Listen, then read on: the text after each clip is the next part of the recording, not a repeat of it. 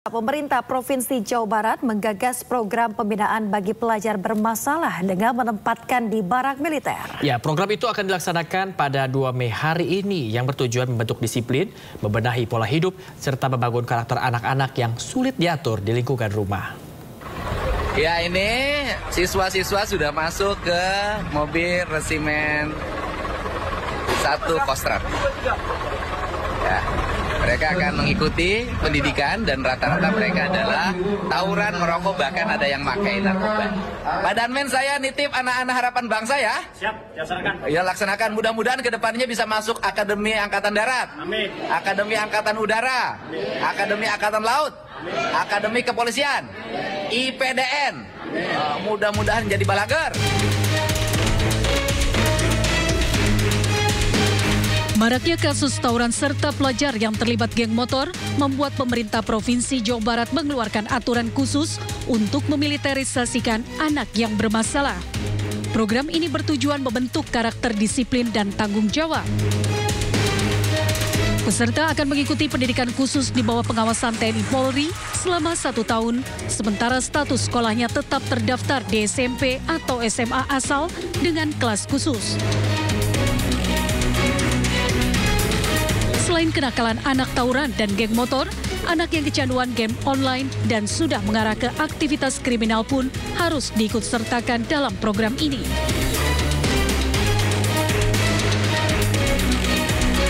Rencananya program akan dimulai pada 2 Mei 2025 dengan peserta anak-anak bermasalah atau terlibat tindak kriminal.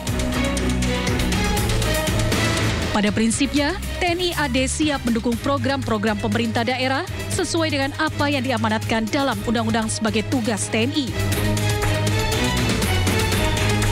Pemerintah juga menegaskan program ini akan dipantau ketat untuk memastikan tujuan pendidikan tercapai serta mengurangi tingkat kenakalan remaja. Dari Bandung, Jawa Barat, Ervan David, iNews melaporkan. Pemirsa, Pemda Purwakarta, Jawa Barat bekerja sama dengan TNI Resimen Armet 1 guna melakukan pembinaan karakter pelajar bermasalah. Pada gelombang pertama, 39 pelajar mengikuti pembinaan selama 14 hari.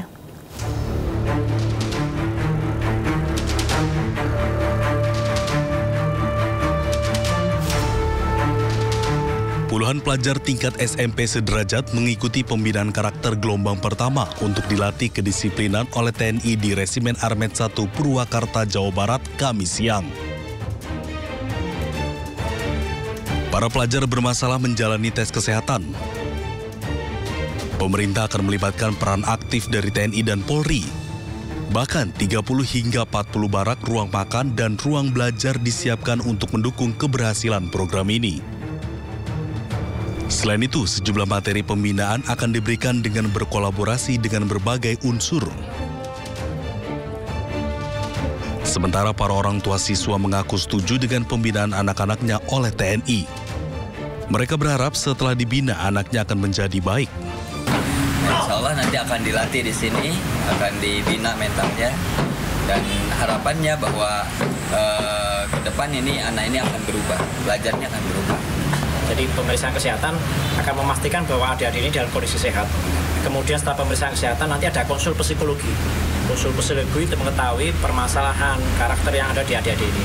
Materi-materi yang lain ada kepemimpinan, ada bela negara, cinta tanah air, budi pekerti, wawasan kebangsaan. Kemudian ada materi outbound, ada materi pembinaan jasmani. Pembinaan jasmani apa? Berolahraga. Karena mensana in corpore sano, kalau dia tubuhnya sehat, diharapkan memiliki jiwa yang sehat. Sehingga materi-materi itulah yang kurang lebih nanti akan dilaksanakan selama kurun waktu 2 minggu. Para pelajar bermasalah akan mengikuti pembinaan selama 14 hari. Sedangkan sasaran utama dari program ini yakni siswa yang mengalami kesulitan saat dibina oleh sekolah atau mereka yang terlibat dalam pergaulan bebas dan tindakan kriminal. Dari Purwakarta, Jawa Barat, Irwan iNews melaporkan. Pemirsa, pembinaan karakter pelajar bermasalah pada gelombang pertama diikuti sebanyak 39 pelajar selama 14 hari untuk melatih kedisiplinan oleh TNI di Resimen Armet 1 Purwakarta, Jawa Barat. Ya, berikut kita simak cuplikannya pemirsa dialog bersama Kadisdik Purwakarta, Purwanto, Ketua Lembaga Perlindungan Anak Indonesia, Seto Mulyadi, serta orang tua salah satu siswa peserta barak militer dalam program iNewsroom. Jadi dalam penanganannya, kegiatan ini dilakukan bersama, kita juga standby di situ, dari Dinas Kesehatan, dari Dinas Sosial P3A juga ada di situ. Kemudian kita dalam pelaksanaannya juga tetap anak-anak tersebut mendapatkan pelajaran dari sekolah. Kita ingin membiasakan anak-anak itu dengan pola hidup yang terbiasa dengan hal-hal positif, mulai dari bangun tidur sampai tidur lagi. Ini adalah upaya kita untuk menguatkan karakter anak-anak kita dengan karakter-karakter yang positif. Nah, ini dilakukan secara kolaboratif dengan materi-materi yang di situ banyak kita berpikir banyak bermanfaat untuk anak-anak, mulai dari pelajaran, kemudian olahraga, kemudian kerohanian, kemudian outbound, dan lain sebagainya. Jadi ini tetap adalah anak. Jadi mohon tidak dengan cara-cara militer.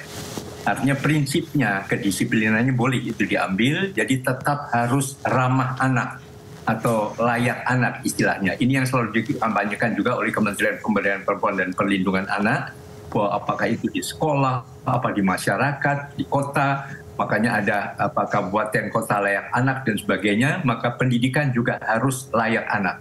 Jadi demi kepentingan terbaik bagi anak, makanya sangat apresiasi bahwa ini juga ada pendampingan guru BK, ada psikolog dan sebagainya, supaya masalah kejiwaan anak juga tetap terpantau.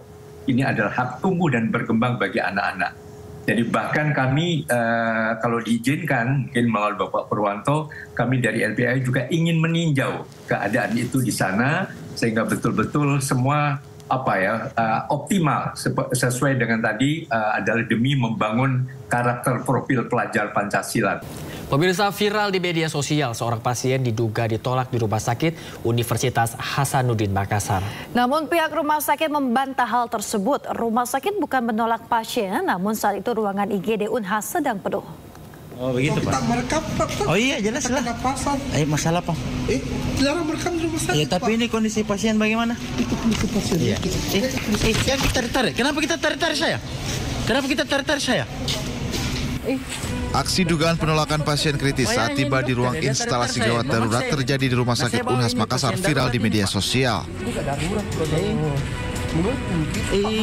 Tapi jangan kita tarik. Kenapa? Saya diperintahkan juga.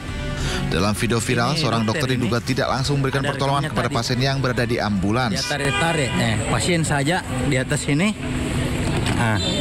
Dia tidak tindaki, pasiennya kos. Begini kondisi pasien Nah lihat aja. Ini dokternya.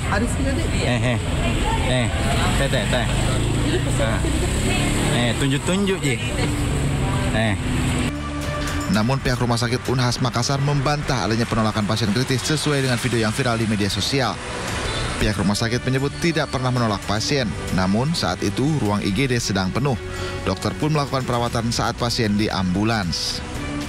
Waktu itu dokter kami itu ingin mengajak si pembuat video itu untuk melihat bahwa lihat di dalam itu ada 2 orang yang sementara antri untuk masuk ke dalam gitu, untuk menunjukkan bahwa ini memang tidak memungkinkan kita lakukan perawatan di dalam. Tapi bukan berarti bahwa ditolak. Perawatan dilakukan saat itu juga. Dan setelah dilihat kondisinya betul bahwa dia dalam keadaan sakit tetapi tidak terlalu kritis begitu, tidak terlalu darurat, sehingga kemudian segera dilakukan tindakan. Dan malam itu tidak sampai 1 jam kemudian dia sudah ditangani di dalam IGD, dan pada sekitar pukul 2 dini hari itu kemudian sudah ditempatkan di perawatan. Oh begitu Pak? Merekam, Pak. Oh iya jelas lah. Masalah Pak? Dilarang merekam di rumah sakit. Ya tapi ini kondisi pasien bagaimana? Pihak rumah sakit juga masih mencari pria yang diduga sengaja membuat video viral tersebut, sebab keluarga pasien yang ada dalam video tidak mengenal pria tersebut dan bukan sopir ambulans. Bayangnya ini dokter ya, dia tarik saya, memaksa ini. Dari Makassar, Sulawesi Selatan, Yusfin, iNews melaporkan.